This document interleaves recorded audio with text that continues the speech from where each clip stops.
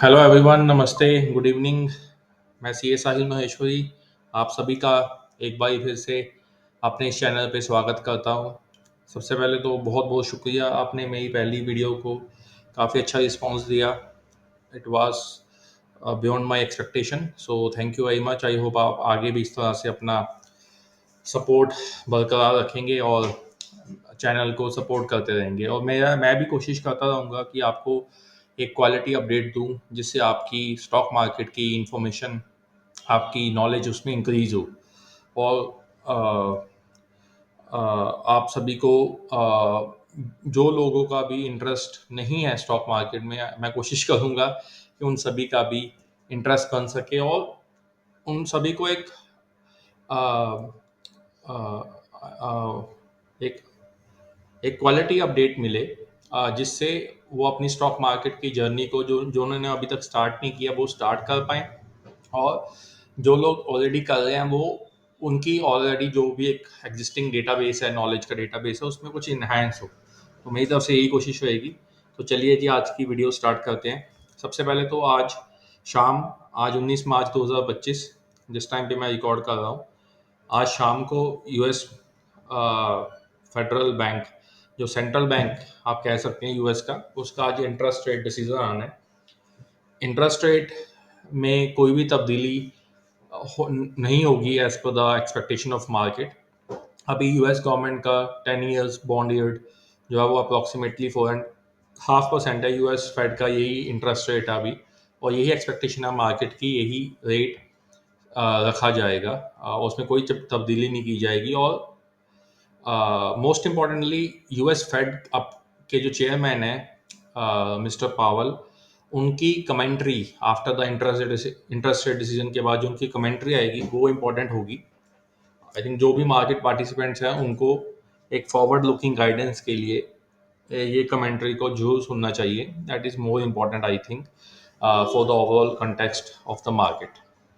और इसके अलावा हमारा निफ्टी, हमारी इंडियन स्टॉक मार्केट ने पिछले 3-4 दिनों में एक डिसेंट रिकवरी की है। जो मेरे वेल्थ प्लस प्रीमियम एडवाइजर्स के मेंबर हैं उन सभी को तो मैंने अपडेट किया हुआ है ऑलरेडी कि कहाँ पे निफ्टी के एक सपोर्ट है। निफ्टी ने रिसेंटली, मैं वो नंबर इसलिए यहाँ पे नहीं बोलूँगा फॉर द टाइम बिंग कि क्योंकि वो पेड मेंबर्स की कम्युनिटी में भी नंबर शेयर किए जाते हैं, तो ऑब्वियसली वो उनके लिए भी जस्टिस नहीं होगा अगर मैं सब कुछ यहाँ पे डिस्क्लोज करूँगा। तो बट स्टिल आई वांट कि आप लोगों को एक फिर भी एक अच्छा क्वालिटी अपडेट मिले। और अदर देन दैट, जो मैं वेल्थ प्लस प्रीमियम ग्रुप में भी अपडेट करता हूँ, उसके अलावा जो जनरल पब्लिक के लिए अपडेट होगा जिससे आप भी अपनी इन्वेस्टमेंट जर्नी में कुछ इनहेंस कर पाएँ, कि आपको कैसे रिसर्च करनी चाहिए किसी भी स्टॉक के लिए। तो उन सभी क्वालिटी अपडेट्स के लिए मैं आपको ये वीडियो के थ्रू मैं आपको अपडेट करने की कोशिश करता रहूँगा। चलिए निफ्टी की पहले बात कर लेते हैं। निफ्टी ने recently first week of March के अराउंड एक बॉटम बनाया था 21,950 22,000 के आसपास, 21,950 22,000। और ये आप सभी की नॉलेज के लिए आपको बता दूं, ये वही बॉटम था जिस दिन 4 जून 2024 को मार्केट का एक एक्सट्रीम इलेक्शन आया था, जिस दिन यूनियन इलेक्शंस 2024 में सेंट्रल गवर्नमेंट में जो ऑलरेडी रूलिंग पार्टी थी बीजेपी, एनडीए गवर्नमेंट, उनको मार्केट एक्सपेक्टेशन थी कि उनको फुल मेजोरिटी आएगी, 370 400 काइंड ऑफ ये एजेंडाज थे, ये पार होगा वो पार होगा। और इट्स इट्स गुड, सभी को हाई होप्स रखनी चाहिए। बट एक्चुअल रिजल्ट कुछ अलग आया जो मार्केट एक्सपेक्टेशन के बियॉन्ड था, और मार्केट ने उस दिन एक अच्छा डिप दिया। मैंने जो हमारे वाइस प्लस प्रीमियम ग्रुप के मेंबर्स हैं उनको पता है, मैंने उस दिन लिखा था it's a very good investment day. उस दिन निफ्टी 10% का लोअर सर्किट मारा था। निफ्टी वेंट डाउन टिल 21,250, 21,250 तक निफ्टी ऑलमोस्ट फॉल हुआ था 23,000 से। मैं राउंड ऑफ बात करूंगा, 23,200 से 21,200 का जर्नी सेम डे देखने को मिली थी मार्केट को। तो that was very extreme reaction of the market that day, क्योंकि मार्केट को डर था कि शायद नरेंद्र मोदी जी की गवर्नमेंट वापस आएगी नहीं आएगी। But I said that day that it looks like as per the outcome of the polls that सरकार बनेगी। और आज एक अच्छा इन्वेस्टमेंट डे है आज, और उस दिन हमने कुछ बाइंग भी की थी जो मेंबर्स को डिस्क्लोज की गई थी ग्रुप के अंदर। तो मार्केट ने रिसेंटली उस दिन के बाद से आज वापस फर्स्ट वीक ऑफ मार्च के आसपास इसी लो के आसपास रिविजिट किया। नॉट एग्जैक्ट लो तो उस दिन 21,200 21,000 के आसपास का लो था, but 21,950 is as good as what was happened on that day. तो उसी दिन के लो के आसपास मार्केट ने एक लो बनाने की कोशिश की। आप देखिए जून के महीने में क्या हुआ था उस दिन 4 जून को। तो आप देख लीजिए उस दिन का लो था 21,281, that was the low of that day. तो तो मेरा यही कहने का था। तो बेसिकली एक यहाँ पे एक अच्छा वीकली डिमांड जोन था, और निफ्टी ने एग्जैक्ट वहाँ से एक अच्छा रिएक्शन दिया है। पिछले 2 हफ्तों में टुक सम टाइम कंसोलिडेट हुआ है, और निफ्टी अब वापस 23,000 के आसपास बढ़ा है। 23,000 का जो जोन है निफ्टी का, it is a supply zone. Supply zone का मतलब होता है जहाँ पे निफ्टी रेजिस्टेंस ले सकता है फॉर द टाइम बिंग। और अगर आप एक पैटर्न नोटिस करेंगे जो मैं आप सभी को बताना चाहता हूँ, जो पैटर्न बन रहा है मार्केट में, मार्केट ने रिसेंटली सितंबर लास्ट वीक में, सितंबर 2024 लास्ट वीक में 26,200 के आसपास का एक टॉप बनाया था। वहां से Nifty in a matter of next 50 days, आप कह सकते हैं 7 से 8 हफ्तों के अंदर अंदर, निफ्टी ने 21 नवंबर 2024 तक 23,200 का लो बना लिया था। तो it is a 3,000 fall, 3,000 points fall in Nifty in a matter of 7 weeks. और उसके बाद निफ्टी ने बाउंस किया। Nifty went on till in next 2 weeks, Nifty 24,900 तक निफ्टी ने रिकवरी दिखाई। और जो ग्रुप मेंबर्स हैं, मैंने उस अब भी अपडेट किया था कि निफ्टी 24,500 से 24,900 के बीच में एक रेजिस्टेंस जोन है। It was that time according to my understanding, because 24,900 was a breakdown zone at one point of time, जब निफ्टी ने ये अक्टूबर में तोड़ा था, और नवंबर में 23,300 का लो बनाया था, 23,300, 23,300, और वहां से बाउंस आया। और बाउंस में निफ्टी ने वापस उस ब्रेकडाउन जोन को रिविजिट किया। I and the first week of December I said कि ये एक सप्लाई जोन है, don't be over optimistic. I am still hoping it as a relief rally, एक आराम मिला है जो लोगों को मार्केट में पेन हो रहा था अक्टूबर नवंबर में अपने पोर्टफोलियो में, उनके लिए एक रिलीफ आया। डोंट बी ओवर ऑप्टिमिस्टिक कि यहाँ से नया हाई बनेगा। उसका रीज़न था बिकॉज नॉर्मली जब मार्केट में एक बियर ट्रेड साइड स्टार्ट होती है, बियर जोन स्टार्ट होता है, तो निफ्टी या कोई भी दुनिया का मार्केट इंडेक्स हो, वो कभी भी एक साथ नहीं गिरता। अगर वो गिरता भी है तो एक बार वो अपने वापस से जो किसी टाइम पे ब्रेकआउट जोन था, मार्केट नीचे आई, उसको तोड़ के और नीचे गई, फिर अगर उसको और नीचे जाना होता है तो एक बार वो अपने ब्रेक डाउन जोन को रिविजिट करके आता है। तो निफ्टी ने एक्जैक्टली फर्स्ट वीक ऑफ दिसंबर में वो टॉप बनाया वापस से, intermediate top, not the exact top. Exact top तो 26,200 था जो सितंबर एंड में बना था। तो मार्केट ने 24,900 के जो ब्रेक डाउन जोन था उसको रिविजिट किया, 23,300 से वापस 24,900 तक गई, 24,900 को रिविजिट किया। और फिर वहां से Nifty in next 2 months Nifty ने वो जोन भी तोड़ा। 23,300 जो सपोर्ट बनी थी एक बारी के लिए, उसको तोड़ के मार्केट ने बाय मिड ऑफ जैन या थर्ड वीक ऑफ जैन तक 22,800 का एक लो बनाया। वहां से बिफोर द बजट एक रिलीफ रैली स्टार्ट हुई वापस से। और उस टाइम तक जो मूविंग एवरेजेस होती हैं, जैसे आप ये देख पा रहे हैं चार्ट्स पे, ये सारी एवरेजेस हैं, एवरेज प्राइजेस हैं ऑफ डिफरेंट डिफरेंट डेज। मैंने ये बहुत सिंपल चार्ट रखा है इस चीज़ को समझाने के लिए, बताने के लिए कि हाउ द मार्केट वर्क्स। मतलब नॉट एग्जैक्टली मार्केट हमेशा ये पैटर्न को रिपीट नहीं करती, बट कभी कभार नए पैटर्न बनते हैं और आपको उसको अंडरस्टैंड करना पड़ता है कि हो क्या रहा है एग्जैक्टली मार्केट में। तो मार्केट ने वो बजट से पहले 1 फरवरी 2025 का जो बजट आया था, जिसमें गवर्नमेंट ने मिडिल क्लास टैक्स पेयर्स को काफ़ी रिलीफ दिया है। मार्केट को मोस्टली पता होता है चीज़ें स्टार्टिंग में। मार्केट में जो बड़े लोग हैं, जो बिग प्लेयर्स हैं, जिनका हज़ारों करोड़ रुपए लगे होते हैं, वो सिग्निफिकेंट इंफॉर्मेशन को, जो बहुत ज़्यादा सेंसिटिव इंफॉर्मेशन है, उसको वो पहले प्रेडिक्ट कर लेते हैं, पकड़ लेते हैं या पता लगा लेते हैं, जो भी आप कहिए। बट नॉर्मली हम उसको ऐसे नहीं बोलते, हम यह बोलते हैं कि मार्केट नोज एवरीथिंग। मार्केट को पहले पता होता है कि क्या होने वाला है। तो उस टाइम पे मार्केट ने 22,800 से 23,800-900 तक की जर्नी को रिविजिट किया। वापस से उसने अनदर ब्रेकडाउन जोन को रीटेस्ट किया और फिर बजट के बाद अगले 2-3 दिन के बाद मार्केट ने वापस डाउन साइड स्टार्ट की और बाय एंड ऑफ फेब के एंड में या मार्च के फर्स्ट वीक में 21,900 का लो वापस बनाया। 23,800 से आप समझिए, पहले 26,200 का हाई था, वहां से 23,300 गए। 24,900 एक अच्छी सपोर्ट थी उस टाइम पे, वो टूटी। 24,500 24,900 जोन अच्छा सपोर्ट जोन था, वो टूटा। 23,300 तक हम गिरे। फिर 23,300 से हमने वापस ब्रेकडाउन जोन को रीटेस्ट किया और फिर वो टूटा। फिर हम 22,800 पे आए by third week of Jain.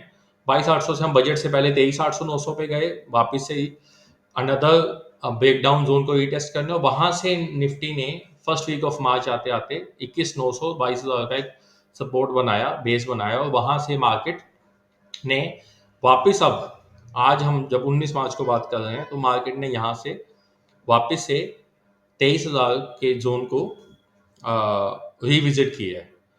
तो एज पर माई अंडरस्टैंडिंग, अगर ये वही पैटर्न बन रहा है वापस से, अगर market is doing the same thing again, तो ये जोन जो 23,000 का, इट्स अ क्रिटिकल जोन, और ये सप्लाई जोन की तरह एक्ट कर सकता है मार्केट में फॉर द टाइम बिंग। और as a market participant, because I I don't do call put option trading, और मैं इसको रिकमेंड भी नहीं करता। I am just sharing my view to update you about the overall market breadth, क्योंकि Nifty is a index of top 50 stocks. तो पहले बड़े 50 स्टॉक्स का इंडेक्स है, तो अगर वो 50 स्टॉक्स के लिए ओवरऑल एक रेजिस्टेंस जोन आ रहा है, तो ऑब्वियसली आप ये इंटरप्रेट कर सकते हैं कि मार्केट के लिए एक रेजिस्टेंस जोन आ रहा है। एंड रेजिस्टेंस जोन को हमें हमेशा +-1-2% से देखना पड़ता है। मतलब 23,000 अगर मैं बोल रहा हूँ आपको, तो आपको मोर और लेस 2% ऊपर 2% नीचे, या 1% ऊपर 1% नीचे, और 200-300 पॉइंट, मतलब 23,300 और नीचे में 22,700। तो ये 22,700 से 23,300, 22,700 से 23,000, 23,300 का जो जोन है, this can act as a supply zone, क्योंकि आपको 1% का बफर देना पड़ता है मार्केट में। तो मेरा तो बस यही व्यू है कि बताने का पर्पस ये है कि अगर ये वाला जोन अब रुका, यहाँ पे हम 23,000 23,300 के आसपास अगर हम रुकते हैं, और यहाँ से हम आ, वापस नीचे जाते हैं, ऑब्वियसली 21,900 जो है क्रिटिकल सपोर्ट वापस से काम करेगा, जो एक अच्छी सपोर्ट है, 4 जून वाली सपोर्ट, आप ये मान लीजिए बस, जहां से मार्केट रिवर्स हुआ था 4 जून के 4 जून के बाद, और वापस मार्केट ने अगले 3 महीने में जून से सितंबर में अनदर 4,000 पॉइंट्स की रैली दिखाई थी। 21, या आप ये कह सकते हैं 4 जून का जो लो था 21,200-300, वहां से तो 5,000 पॉइंट्स की रैली हुई थी मार्केट में। तो ये जोन बहुत क्रिटिकल, बहुत इंपॉर्टेंट सपोर्ट जोन है। और अगर नीचे में 21,900, 22,000 या 21,200 जो 4 जून का लो है, ये सपोर्ट जोन वापस रिविजिट करता है, कर सकता है, मैं ये नहीं कह रहा करता है, तो ये कर सकता है। तो we have to B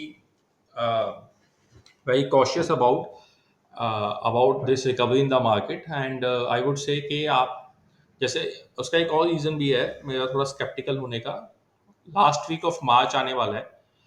normally क्या होता है, जो डोमेस्टिक इंस्टीट्यूशनल इन्वेस्टर होते हैं, या जो भी इंस्टीट्यूशनल इन्वेस्टर होते हैं, वो उनकी कोशिश होती है कि last week of the financial year में पैसे को पंप किया जाए, so that they get the best possible yearly closing, financial yearly closing, ताकि उनकी एनएवी अच्छी हो। इस बार ये सिचुएशन तो हर बार ही होती है, हमेशा कोशिश होती है इंस्टीट्यूशनल इन्वेस्टर्स की ज़्यादा पैसा पंप किया ताकि मार्केट हाई जाए, स्टॉक्स हाई जाए, उनको अच्छी एनएवी मिले उनके फंड्स को, सो दैट हम अपनी ईयरली रिपोर्ट में वो दिखा सकें कि देखिए हमारे फंड ने इतना परफॉर्म किया है। और इस बार एक और सिचुएशन भी है कि इस बार मार्केट जैसे 6 महीने में गिरी है, उसकी वजह से काफ़ी लोगों का लॉस है, इंक्लूडिंग फंड्स ऑल्सो, फंड्स भी लॉस में बैठे हुए हैं।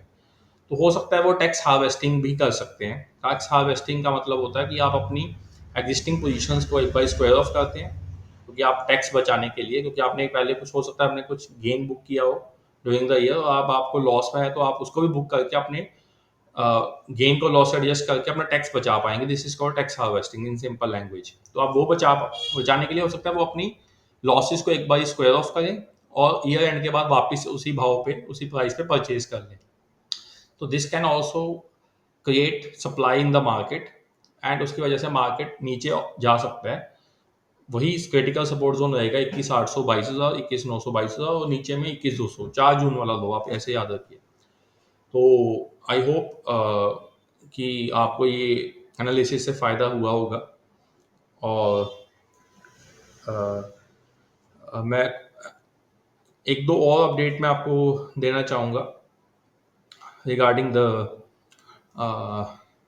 एक दो अच्छे फंडामेंटल स्टॉक्स जिसके बारे में मैंने पहले भी बात की हुई है ग्रुप मेंबर्स के साथ भी, बट थोड़ा सा उसमें से हटके मैं जस्ट एक मिनट में आपको बताता हूँ कि आप काइंड ऑफ होमवर्क भी आप समझ सकते हैं आपके लिए, अगर आप टाइम निकालना चाहते हैं, if you are serious enough to understand.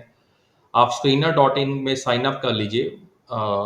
Screener dot in जो है basically it's a very easy platform to, it's a free platform also. इसके पेड वर्जन भी है, बट आई डोंट से कि आपको पेड वर्जन लें। मेरे पास है, बट वो for different reason, because I am providing paid services also. तो मुझे उसकी स्टडी करने के लिए, डेटाबेस देखने के लिए, फाइनेंशियल देखने के लिए, तो मुझे अलग अलग रिसोर्सेज चाहिए होता है, तो उसके लिए मैंने इनका पेड वर्जन भी लिया हुआ है। बट आप फ्री वर्जन में भी साइन अप करके इसका बेनिफिट उठा सकते हैं। और इससे आप बैलेंस शीट्स किसी भी कंपनी को सर्च करके उनकी बैलेंस शीट, उनकी ईयरली परफॉर्मेंस, क्वार्टरली परफॉर्मेंस, उनके क्या अपडेट आ रहे हैं, क्योंकि एक्सचेंज पे कुछ भी कंपनी में कुछ भी चेंज होता है, कुछ भी इंफॉर्मेशन होती है कंपनी से रिलेटेड, कंपनी उसको बीएससी और एनएससी को अपडेट करती है by within few days, क्योंकि उनको मैंडेटरी होता है कि अगर आपकी कंपनी का कोई भी डिसीजन हुआ है बोर्ड ऑफ डायरेक्टर्स का, या कोई भी आपने प्राइस इंक्रीज डिक्रीज किया है, तो आपको ये सारी सिग्निफिकेंट सेंसिटिव इन्फॉर्मेशन मार्केट को बतानी पड़ती है। तो ये सारी इन्फॉर्मेशन आपको यहाँ से मिल जाती है। तो आप इसको यूज कर सकते हैं if you are interested to understand the financials.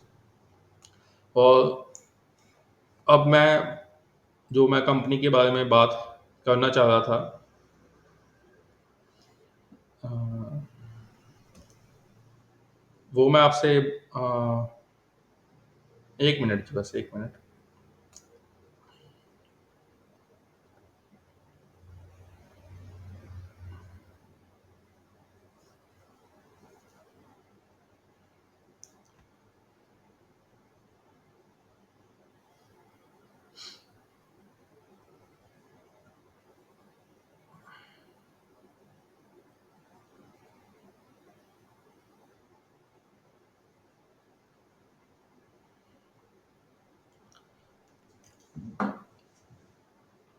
वो स्टॉक है जो मैंने लास्ट टाइम भी बात की थी इसके बारे में। मैं आयशा मोटर के बारे में ही बात करना चाहूँगा दोबारा से, एक बार फिर से। लेट अस सी। आयशा मोटर के बारे में मैं एक दो, मैं मेरा कुछ और विचार भी था कि मैं आपको कुछ और स्टॉक के बारे में बताऊं, बट आई थिंक वीडियो ज़्यादा लंबा ना हो जाए, और मैं जो पिछली बार की कुछ इनपुट्स रह गए थे आयशा मोटर के बारे में, आपको वही अपडेट करना चाह रहा हूँ यहाँ पे। देखिए, आयशा मोटर का आप प्राइस देखिए, इस साल का इसका 52 week high which is also life time high 5576 है। और लाइफ टाइम मतलब सॉरी 52 वीक लो जो है वो 3817 है। तो इस स्टॉक देखिए, अगर आप मोरलेस देखें तो ये स्टॉक 7% गिरा अपने हाई से आज के मार्केट प्राइस पे, जबकि Nifty Nifty has fallen about 15%, almost 13 to 15%। तो ये स्टॉक ने आउट परफॉर्म किया निफ्टी को। जहां पे निफ्टी 15% गिरे, तो काफी स्टॉक 40% 70% तक गिरे हैं। और लार्ज कैप स्टॉक 20-30% तो सारे गिरे, ऑलमोस्ट ऑलमोस्ट। तो ये स्टॉक हार्डली 7% गिरा है। तो इसने आउट परफॉर्म किया है निफ्टी को इन टर्म्स ऑफ, कि निफ्टी जितना गिरा उसका भी आधा गिरा है ये। और उसका रीजन है कि ये इकलौता टू व्हीलर स्टॉक है इन द ऑटो पैक जिसने ईयर ऑन ईयर बेसिस पे जो उनकी क्वार्टरली या सॉरी मंथली सेल्स नंबर आते हैं। आयशर मोटर का एक top brand two wheeler stock, एक ब्रांड नेम है रॉयल एनफील्ड बुलेट बाइक। इस बाइक की आप खासियत देखिए, ये कोई नॉर्मल बाइक नहीं है। इसका प्राइस जो है वो प्रीमियम सेगमेंट बाइक है, 2 लाख रुपए से स्टार्ट होती है ये बाइक्स। और इसका प्राइस काफ़ी हायर रेंज तक जाता है। आप सभी को ये, आई होप आप सभी को ये जानकारी है। तो ये 2 लाख वाली बाइक जिसका स्टार्टिंग प्राइस है, और इनकी हायर रेंज तो काफ़ी ऊपर तक जाती है, और ये बाइक्स ईयर ऑन ईयर 20% की ग्रोथ कर रहे हैं। जैन में, फेब में 20% in terms of unit sold. और इनके जो कॉम्पिटिटर हैं, जैसे आप उठा लें TVS motor, hero MotoCorp, Ola electric is again a very third class stock, I will say. इससे घटिया स्टॉक मैंने अपनी ज़िंदगी में नहीं देखा। चलिए, मैं उसके बारे में एक केस स्टडी लेके आऊँगा आपको एक अगले दिन। ग्रुप मेंबर्स जानते हैं कि मैं इस पे कितना बेरिश रहा हूँ शुरू से ही। और अब देखिए ये जो कंपनीज हैं, टीवीएस मोटर, हीरो मोटोकॉर्प, जो बड़े नाम हैं, ये कंपनी की जो ईयर ऑन ईयर ग्रोथ आ रही है, जो रिसेंटली अक्टूबर नवंबर के बाद, ये हार्डली 2%, इंक्लूडिंग बजाज ऑटो, ये कंपनी जो है ये 2% 5% की वॉल्यूम ग्रोथ पे है। और कुछ मंथ्स में तो इन्होंने नेगेटिव ग्रोथ दिखाई है। अगर पिछले साल जनवरी में एक कंपनी के जैसे हीरो मोटोकॉर्प के 1 लाख बाइक्स बिकी थी, तो इस साल उनकी जनवरी में 97,000 बाइक्स बिकी हैं। उल्टा आयशर मोटर क्या कर रहा है, आयशर मोटर 20% ज़्यादा बेच रहा है। तो इतना प्रीमियम सेगमेंट, और ये बजाज ऑटो वगैरह ये मिडल सेगमेंट की 50 to 70,000 की रेंज की ज़्यादा बाइक्स बेचती हैं, 80,000 50,000। और ये 2 लाख वाली बाइक जो प्रीमियम सेगमेंट है उसमें ग्रोथ आ रही है। तो इट शोज ये। और ये 1,38 या 1,40,000 करोड़ का मार्केट कैप, 1,40,000 का मार्केट है, इस पीनट्स, ये कुछ भी नहीं है। ये ब्रांड बहुत। और इसका आप हिस्ट्री उठा के देख लीजिए इसके चार्ट्स के ऊपर जाके, ये स्टॉक ने कितना आउट परफॉर्म किया है from the first day, because of the core competency of the management in understanding the market trend of the premium segment bikes. आपको मैनेजमेंट को पूरा इसका श्रेय देना चाहिए कि मार्केट हमेशा मैनेजमेंट ने आउट परफॉर्म किया अपने प्रोडक्ट्स के की क्वालिटी, अपने अपनी जो उनकी कस्टमर्स हैं उनको हमेशा एक एस्पायरिंग प्रोडक्ट देके उन्होंने हमेशा इंडस्ट्री को लीड किया है। और I think this company has a potential of growing multiple times from this price also. This is not a recommendation, is just that कि आप लोग इसको स्टडी करें कि क्यों मैं इसको इसको बारी बारी इसके बारे में बात कर रहा हूँ। तो आई होप आप इसके बारे में स्टडी करेंगे। और जैसे मैंने आपको बताया, मैं एक दो और स्टॉक के बारे में बात करना चाहता था, बट आज वीडियो थोड़ी सी लंबी और हो जाएगी, तो आई थिंक मैं किसी और दिन बात करूँगा। और ओला इलेक्ट्रिक की भी बात जरूर करूँगा। तो आई होप आपको ये वीडियो अच्छा लगा होगा इस अपडेट में, और आई होप कि आप आगे भी अपनी सपोर्ट बनाए रखेंगे। और प्लीज़ आप मुझे अपनी फीडबैक जरूर दीजिए, सो दैट मैं अपने कंटेंट को और इम्प्रूव कर पाऊँ और आप सभी के लिए एक और अच्छी नेक्स्ट अपडेट लेके आऊँ अबाउट द स्टॉक मार्केट, जहाँ से आपकी इंफॉर्मेशन भी बढ़े। So thank you and have a very nice day. Thank you very much.